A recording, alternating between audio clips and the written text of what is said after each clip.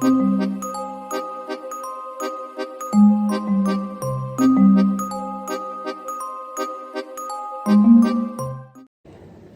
welcome to this new video. My name is Martina Vincenzi and I am the founder of the VIP Flight Attendant Academy Private Jet Coach. On today's video, I would like to describe one of the most frequent dynamic that happen on board a private jet, and then I would like to propose to you a scenario.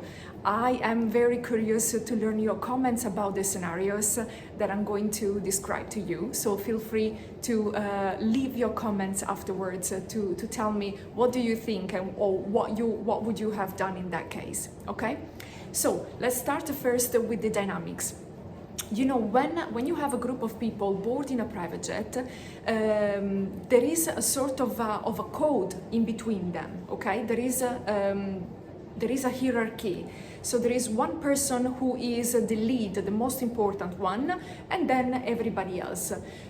You can easily spot that, unless you know, because maybe, of course, if the jet belongs to somebody specific, like a person, then this person is going to be the most important person on board of the jet, right? Because he or she is the owner.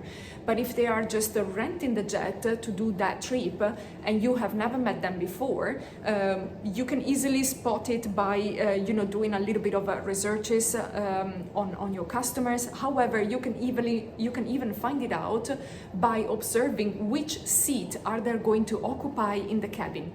There is again as well a sort of unsaid rule, unwritten rule that prevents some people to occupy a specific seat because that seat is for somebody else. Okay, is for let's say a person who is more important in this group of people, in this hierarchy.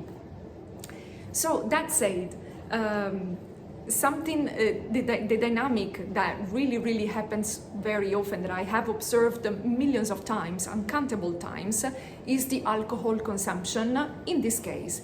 So if the owner asks for alcohol, then everybody else in the group feel, how can I say, authorized somehow to consume alcohol as well. But if the owner doesn't drink alcohol, then normally nobody else feel like they can have it, so they just stick on non-alcoholic beverages, although they may want it anyway. Okay, so it's like the owner, the lead customer, who is deciding, who is leading the entire flight, the entire atmosphere. Together with you, of course, you are leading the service and you are leading, the speed and the service flow. However, what to do and how to do normally is the lead customer who does that. Even, for example, no, we are not hungry now, we're gonna eat in 1 hour. This type of command normally comes out from the lead customer, or eventually the PA, if the lead customer is, so the personal assistant in case the lead customer is occupied, or maybe even sometimes the wife. But yeah, so they are, they have very clear in mind what they want and they just ask for it. Okay, so this was the description of the dynamics, and now let's go into the scenario. You are flying a private jet that belongs to the owner, so to Mr. X, and today you are flying 2 sectors with the owner and his business partner, which is a lady. So you have 2 customers on board. Average number of people flying on a private jet. You are flying them from A to B. They have to attend to a meeting, and then 3 hours later take them back from B to A. So fairly easy day. You have 2 live sectors and you are providing them with the service on both flights. So the flight back to the origin airport, to the airport of origin, is let's say around 5 p.m. So it is a good timing in the day to actually consume alcohol. You know, it's a sort of a pre-dinner thing, so you can expect them to drink alcohol, right? Because you have one gentleman and one lady, and they are Westerner, you adapt to the Westerner culture and you ask first to the lady. So you bend down on your knee to be at the same eye level with your customer, and you ask the lady what she would like to drink. And she answers, I would like to have a sparkling water with ice and lemon. Very good. Then you move the entire body and orientate your entire body towards the lead customer, and you ask to him, what about you, Mr. X? What would you like to drink today?